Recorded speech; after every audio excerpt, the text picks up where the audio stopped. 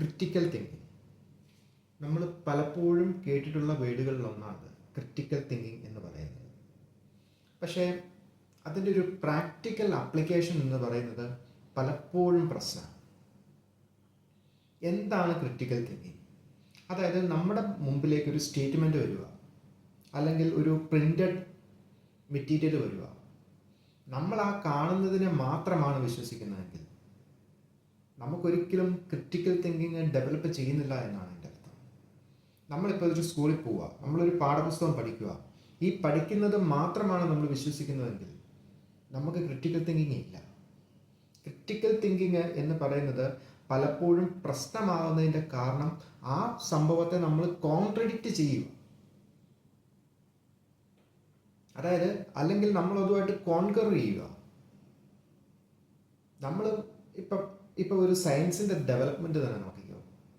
അതിന് മുമ്പ് കണ്ടുപിടിച്ച സയൻറ്റിസ്റ്റുകൾ പറഞ്ഞത് മാത്രമാണ് അവർ വിശ്വസിച്ചിരുന്നെങ്കിൽ പുതിയതായിട്ട് വന്നിരുന്നവർ കണ്ടുപിടിക്കുമായിരുന്നു എന്തെങ്കിലും?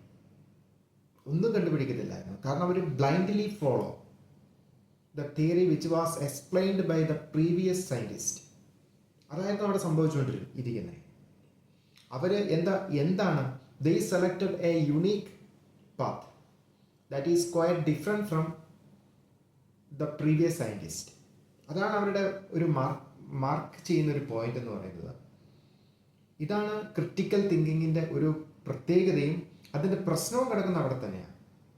അതായത് ഒരാൾ കണ്ടുപിടിച്ച് വളരെ കഷ്ടപ്പെട്ട് ഉണ്ടാക്കിക്കൊണ്ടുവരുന്ന ഒരു ആശയത്തെ പുതിയൊരാൾ ഒരു ചോദ്യം കൊണ്ട് അല്ലെങ്കിൽ ഒരു മറു ചോദ്യം കൊണ്ട് അയാളുടെ സംശയ നിർവാരണത്തിന് വേണ്ടിയിട്ട് അയാൾ ചോദ്യങ്ങൾ ചോദിക്കുമ്പം അതിന് കൃത്യമായിട്ട് ഉത്തരം പറയാൻ പറ്റാതെ വരുന്ന അവസ്ഥയാണ് ഈ പ്രശ്നങ്ങളിലേക്ക് പോകുന്നത്.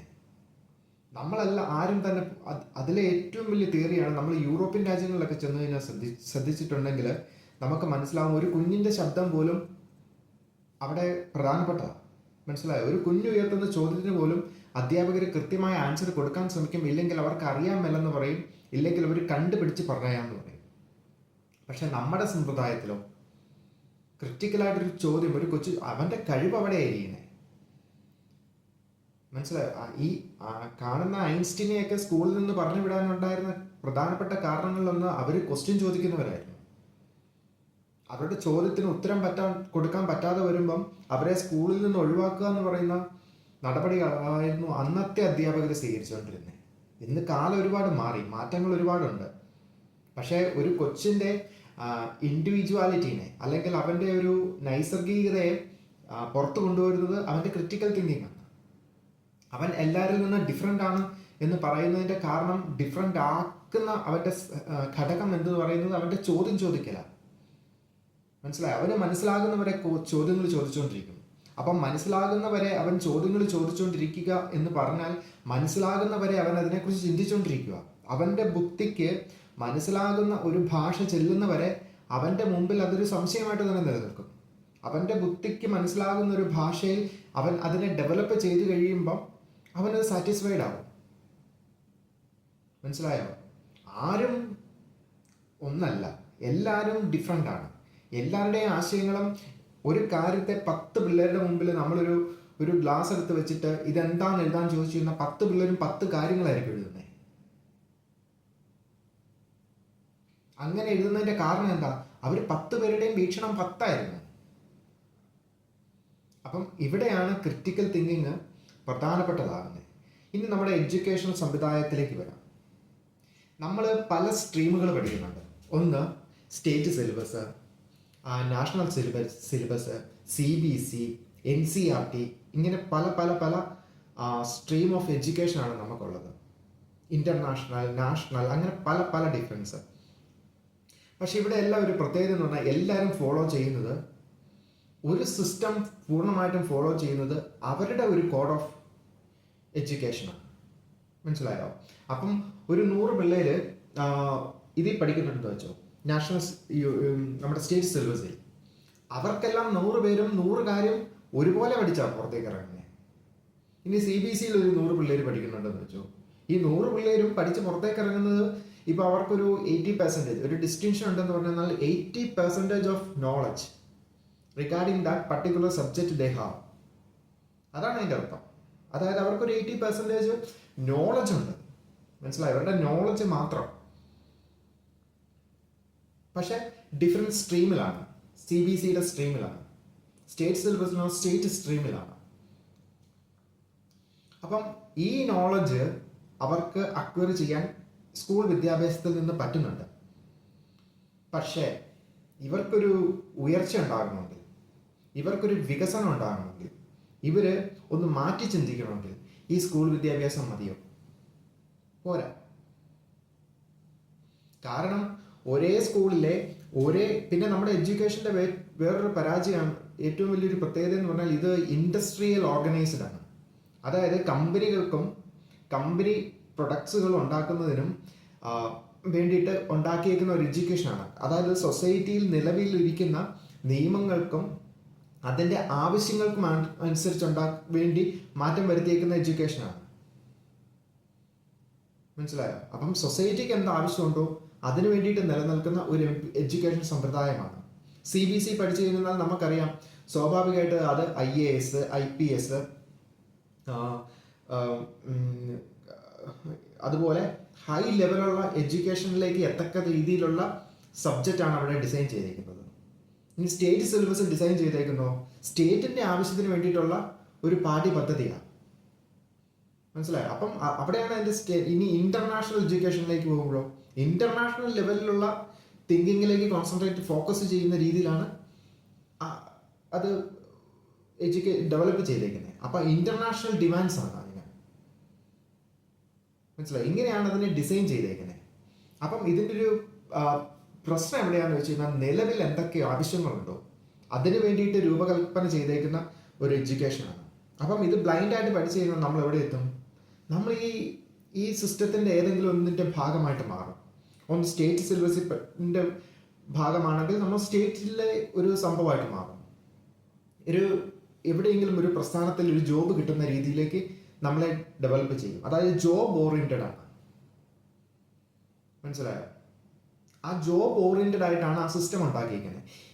ഇവിടെയൊക്കെയാണ് പ്രശ്നം. ക്രിട്ടിക്കൽ തിങ്കിങ് എന്ന് പറഞ്ഞാൽ പ്രശ്നമാകുന്നത് ഈ കാര്യങ്ങളെക്കുറിച്ച് മാത്രമുള്ള അറിവല്ല. ഈ കാര്യങ്ങളുടെ ബേസിൽ ഈ ചോദ്യം ചോദിക്കുന്ന വ്യക്തി പലപ്പോഴും ഇതിനെ ഒപ്പോസ് ചെയ്യുക ചെയ്യുന്നത്. അയാളുടെ ഉള്ളിൽ കാണുന്ന ഒരു സ്വപ്നത്തിലേക്ക്, അയാളുടെ ഉള്ളിൽ കാണുന്ന ഒരു ലക്ഷ്യത്തിലേക്ക് എത്താനായിട്ട് ഈ വിദ്യാഭ്യാസം അല്ലെങ്കിൽ ഈ രീതി, ഈ അറിവിന് പറ്റത്തില്ല. അപ്പം അതിനേക്കാൾ കൂടുതൽ ചിന്തിക്കേണ്ടി വരും.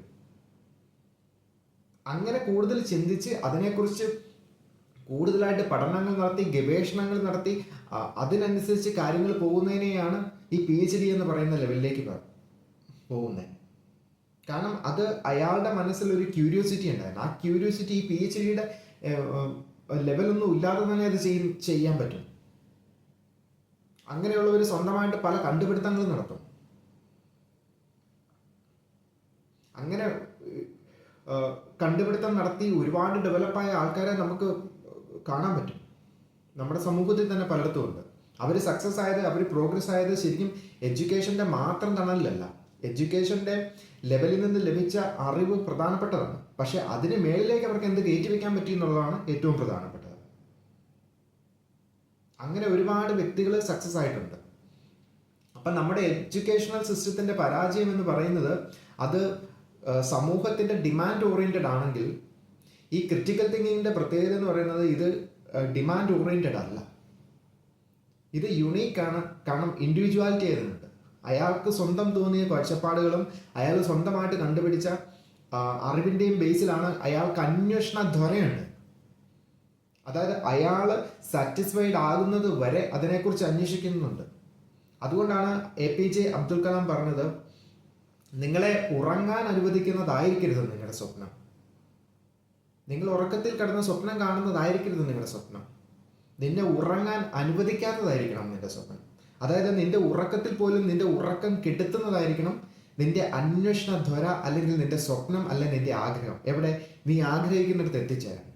അതൊരു അക്കാഡമിക്കൽ ലെവലിൽ 1ാം സ്ഥാനത്ത് എത്തുക എന്നല്ല അതിൽ ഉദ്ദേശിക്കുന്നത്. നിന്റെ മനസ്സിലുണ്ടായിരുന്ന സംശയങ്ങൾ, നിന്റെ മനസ്സിലുണ്ടായിരുന്ന ചോദ്യങ്ങൾ, ഇതിന് ഉത്തരം തേടിയുള്ള യാത്രയാണ്. കാര്യം എന്തൊക്കെ പറഞ്ഞാലും ആർഷഭാരത സംസ്കാരം ലോകത്തിന് മുമ്പിൽ നീട്ടിവെച്ച 2 യൂണിവേഴ്സിറ്റി ഉണ്ട്. നളന്ദ അല്ലെങ്കിൽ തക്ഷശില. നളന്ദ യൂണിവേഴ്സിറ്റിയും തക്ഷശില എന്ന് പറയുന്ന യൂണിവേഴ്സിറ്റിയും. ഈ യൂണിവേഴ്സിറ്റിയിൽ BC കാലഘട്ടത്തിൽ ഉണ്ടായിരുന്ന എഡ്യൂക്കേഷൻ്റെ ഏറ്റവും വലിയ ക്വാളിറ്റി എന്ന് പറയുന്നത് പല പഠനങ്ങളിലൂടെയും വ്യക്തമാക്കിയിരിക്കുന്നത് എന്താണെന്ന് വെച്ച് കഴിഞ്ഞാൽ അത് ഗുരുകുല സംവിധാനമായിരുന്നു. ഗുരുകുലത്തിലുള്ള പഠനമായിരുന്നു. അവിടെ താമസിച്ച് അവിടെ നിന്ന് നമ്മുടെ എഡ്യൂക്കേഷനും പലപ്പോഴും അഡ്വാൻസ്ഡ് ലെവലിൽ ചെല്ലുമ്പം ഗുരുകുല സമ്പ്രദായം പോലെ തന്നെയാണ് മാറുന്നത്. ഇവിടെ ഏറ്റവും ആകർഷകമായ ഒരു ഒരു വിദ്യാഭ്യാസ രീതിയുണ്ട്. എല്ലാ ചോദ്യത്തിനും ഗുരുവിൻ്റെ ഉത്തരം എന്ന് പറയുന്നത് മൗനമായിരിക്കും. അതായത് എന്ത് ചോദിച്ചാലും ഗുരു കൃത്യമായ ആൻസർ കൊടുക്കത്തില്ല. അപ്പൊ ഗുരു ഉത്തരം കൊടുക്കാതിരിക്കുമ്പം ഉത്തരമല്ല കൊടുക്കുന്നത്, അത് കണ്ടെത്താനാണ് പറയുന്നത്. അപ്പം അന്വേഷണ ധ്വരയുള്ള കുഞ്ഞുങ്ങളെയാണ് അവരവിടെ പ്രൊഡ്യൂസ് ചെയ്തുകൊണ്ടിരുന്നത്. അതിൻ്റെ ഭാഗമായി എന്താണ് ഒരു അറിവിൻ്റെ പൂർണ്ണത എന്ന് പറയുമ്പം അവിടെ ഗുരു പറഞ്ഞുകൊണ്ടിരുന്നത് എന്താ പറയുന്നത് പ്രകൃതിയിൽ ഉപയോഗശൂന്യമല്ലാത്ത എന്തിനെങ്കിലും കണ്ടുപിടിച്ചുകൊണ്ട് വരാണ്. അപ്പം ഒരു ഗുരു കൊടുക്കുന്ന ഉത്തരം ഉപയോഗശൂന്യമായ അതായത് പ്രകൃതിക്ക് ആവശ്യമില്ലാത്ത എന്തെങ്കിലും ഒരു വസ്തുവിനെ കണ്ടുപിടിച്ചുകൊണ്ട് വരിക എന്ന് പറയുന്നത് ആ ശിഷ്യനെ സംബന്ധിച്ച് വളരെ പ്രയാസമുള്ള കാര്യമാണ്. അങ്ങനെ പറയണമെങ്കിൽ അവൻ എല്ലാത്തിനെയും കുറിച്ചും പഠിക്കണം. മനസ്സിലായോ? ഒരു ഗഹനമായ അറിവിൻ്റെ ലോകം തുറന്നു കൊടുക്കുന്ന രീതിയിലുള്ള ഒരു സമ്പ്രദായമായിരുന്നു ആർഷഭാരത സംസ്കാരം ലോകത്തോട്ട് നീട്ടിവെച്ചത്. ആ രീതിയിലേക്കൊന്നും പോയില്ലെങ്കിലും, ആ രീതിയിലൊന്നും ചിന്തിക്കാൻ പറ്റിയില്ലെങ്കിലും അന്വേഷണ ധ്വരയുള്ള ക്രിട്ടിക്കൽ തിങ്കിങ് ഉള്ള ഒരു തലമുറയെ ഡെവലപ്പ് ചെയ്തെടുക്കുക എന്ന് പറയുന്നത് നമ്മുടെ ലോകത്തിന് ഏറ്റവും അത്യാവശ്യമാണ്. പക്ഷേ എല്ലാവരും ഈ ക്രിട്ടിക്കൽ തിങ്കിങ്കാരെ ഭയപ്പെടും. കാരണം അവരെല്ലാത്തിനെയും ക്വസ്റ്റ്യൻ ചെയ്യും. മതത്തെ ക്വസ്റ്റ്യൻ ചെയ്യും, ഭാഷയെ ക്വസ്റ്റ്യൻ ചെയ്യും, പൊളിറ്റിക്സിനെ ക്വസ്റ്റ്യൻ ചെയ്യും, എല്ലാ കാര്യങ്ങളെയും ക്വസ്റ്റ്യൻ ചെയ്യും. അത് ക്വസ്റ്റ്യൻ ചെയ്യുന്നത് അവരെ ഇല്ലാതാക്കാൻ വേണ്ടിയിട്ടൊന്നുമല്ല, അവരുടെ അന്വേഷണ ധ്വര കൊണ്ടാണ്. പക്ഷേ അവരെ പലപ്പോഴും മിസ്അണ്ടർസ്റ്റുഡ് ചെയ്യും. അങ്ങനെ ഈ അന്വേഷണ ധ്വരയുള്ള വ്യക്തികളെ നശിപ്പിച്ച് കളയാതിരിക്കാനായിട്ട് നമ്മൾ എന്ത് ചെയ്യണം? നമ്മൾ അങ്ങനെ ഒരു പാഠ്യ രീതി ഉണ്ട് എന്ന് മനസ്സിലാക്കണം. കൊച്ചു ചോദ്യം ചോദിക്കുന്ന കുഞ്ഞുങ്ങളൊന്നും തെറ്റുകാരല്ലെന്നും അവരുടെ ആകാംക്ഷയെ ഒന്നും കൂടി ഡെവലപ്പായിട്ട് ക്വസ്റ്റ്യൻ ചോദിക്കുന്ന രീതിയിലേക്ക് മാറ്റി കൊടുക്കണമെന്നുമാണ് നമ്മൾ പഠിപ്പിക്കേണ്ടത്.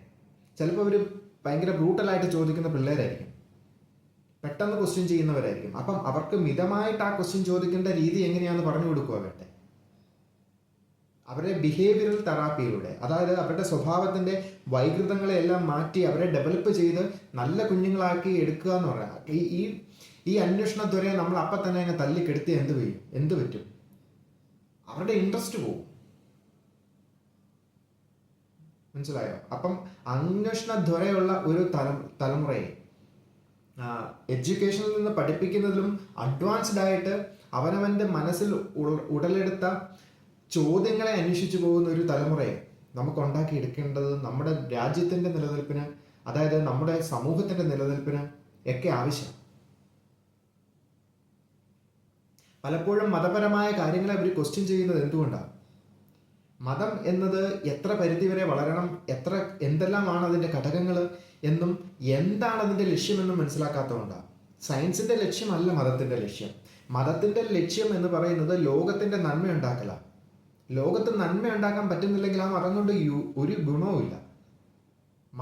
മതം എന്ന് പറയുന്നത് നന്മയുടെയും ആത്മീയതയുടെയും വശങ്ങളിലേക്ക്, മൊറാലിറ്റിയുടെ വശങ്ങളിലേക്ക് മനുഷ്യനെ കടത്തിവിടാൻ വേണ്ടിയിട്ടുള്ള. സയൻസ് അതല്ല. സയൻസ് എന്ന് പറയുന്നത് പ്രകൃതിയുടെ രഹസ്യങ്ങൾ തേടി പോകുന്നതാണ്.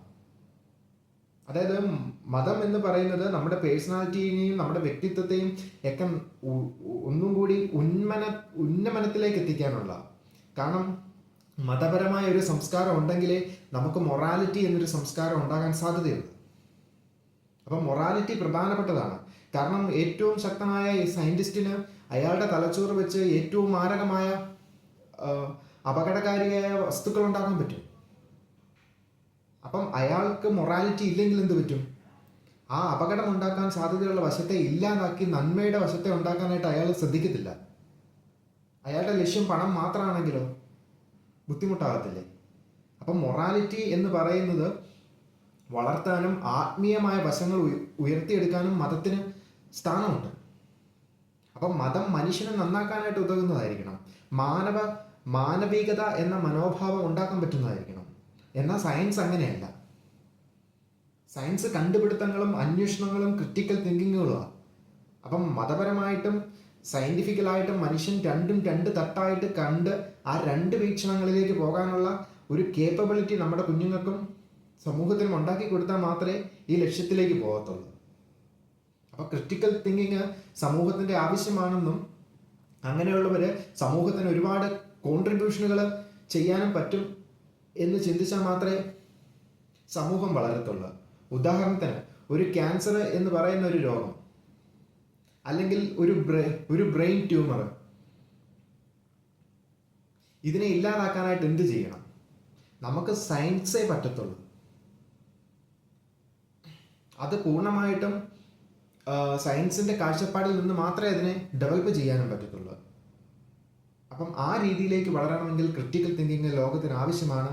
അങ്ങനെ ഉണ്ടാകട്ടെ എന്ന് നമുക്ക് ആഗ്രഹിക്കാം.